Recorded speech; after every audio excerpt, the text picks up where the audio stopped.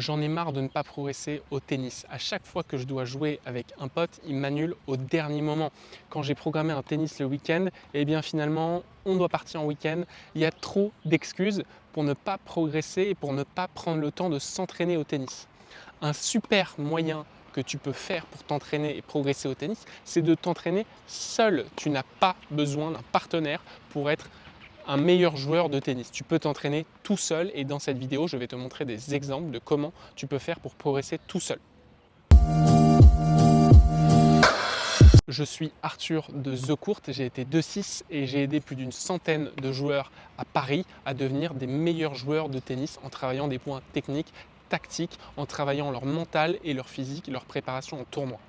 La première chose que tu peux faire pour t'entraîner tout seul, c'est d'avoir une machine de balles qui t'envoie les balles. Tout le monde n'a pas cet outil-là, mais si tu peux t'en procurer un, je sais qu'il en existe en vente sur Amazon, même à Decathlon, tu achètes un petit lancer de machine qui te lance des balles et tu vas pouvoir t'entraîner à faire des coups droits, à faire des revers. Tu as plein d'exercices en ligne qui vont te montrer comment tu peux t'entraîner avec cette balle qui lance des machines.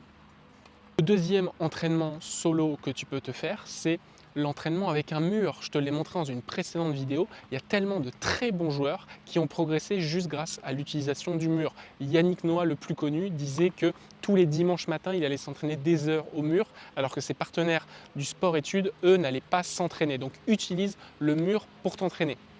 La troisième chose que tu peux faire, c'est le petit jeu de jambes. Tu peux t'entraîner seul tout le temps partout avec ton petit jeu de jambes. Prends des plots, prends des medicine balls, prends des élastiques et tu vas pouvoir t'entraîner seul en faisant du renforcement musculaire mais aussi en travaillant ta dextérité au niveau du petit jeu de jambes, ton aisance, ta souplesse. Tu peux avec des petits plots faire un nombre illimité d'exercices. Prends toujours ta raquette avec toi, prends quelques balles. Il y a plein d'exercices que tu peux faire pour ça.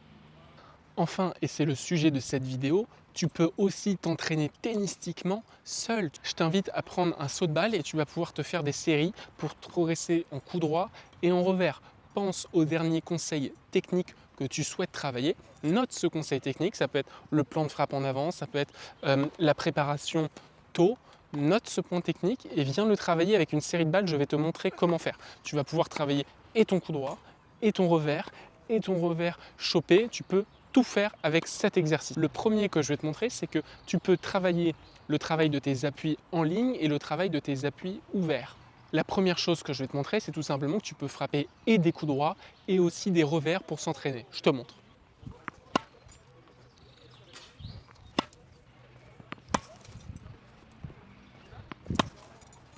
Et évidemment, grâce à cet exercice, tu vas pouvoir travailler tes appuis. Tu peux travailler tes appuis en ligne comme travailler tes appuis ouverts. Tout simplement, au moment où tu lances la balle, tu décides quel type d'appui tu veux travailler. Pour rappel, ce que je veux, c'est que par rapport à des appuis, tu imagines des situations. Sur l'appui en ligne, je vais te demander un peu comme si tu traversais vers l'avant, de t'élancer vers le filet. Je te montre. Donc là, je pars en appui en ligne. Et cette fois-ci, je vais avancer. Je vais le faire également côté gauche. Je me lance la balle côté gauche, je pars en appui en ligne ici, et là, j'avance.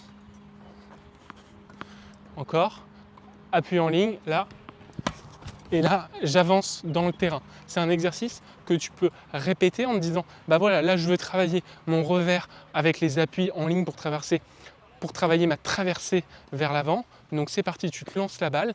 Petit tips, tu peux te mettre la raquette, si tu es évidemment droitier, tu te mets la raquette dans la main gauche, tu mets ta main gauche ici directement en haut de la raquette. Là, tu te lances la balle et ici, tu viens directement prendre après la bonne prise sur ta raquette.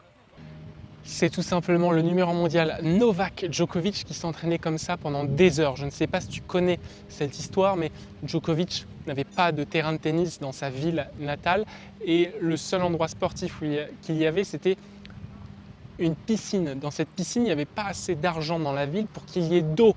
Et bien Djokovic partait dans ce bassin avec sa raquette et ses balles et il venait s'entraîner des heures à jouer contre le mur du bassin et il prenait avec ses balles, il faisait exactement ce genre d'exercice, il se lançait la balle et il visait des cibles en face de lui. Si Djoko, un des top 3 meilleurs joueurs du monde et de l'histoire du tennis, le fait, c'est que tu n'as pas d'excuse pour ne pas le faire si tu souhaites être un meilleur joueur de tennis.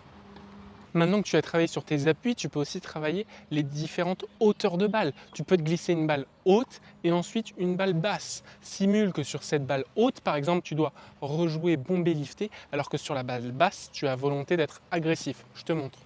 On va commencer par une balle haute qui pourrait être la balle un peu de construction. Là, je me mets une balle haute et hop, je renvoie haut, alors que là, je m'envoie une balle basse et hop, je rentre dans le terrain. Pareil côté revers, je m'envoie une balle haute, je recule, je joue balle haute, là je m'envoie une balle basse, hop, et je rentre dans le terrain. Donc joue comme ça sur les hauteurs de balle, joue sur les différents appuis.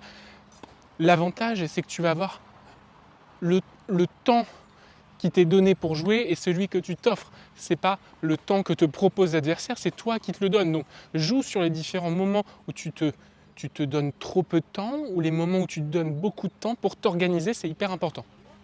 Un exercice supplémentaire que tu peux travailler, c'est les effets. Je vais te demander de jouer sur l'effet lifté, mais aussi sur l'effet slicé. Je te montre.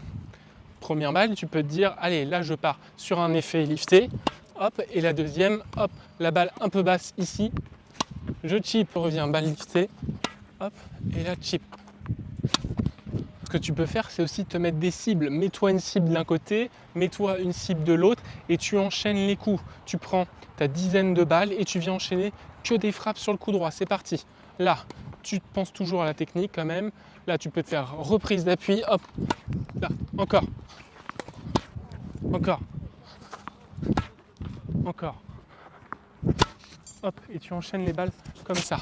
Si tu aimes nos vidéos, n'hésite pas à t'abonner à la page Jeux Courtes. Et aussi, si tu veux aller plus loin dans ta progression tennistique et passer les classements, Jules Marie, ancien 228e mondial, et moi, nous nous sommes réunis pour te concocter des formations. Tu pourras trouver une formation gratuite en cliquant sur le lien ci-dessous. C'était Arthur de The Court et je te retrouve dans une prochaine vidéo.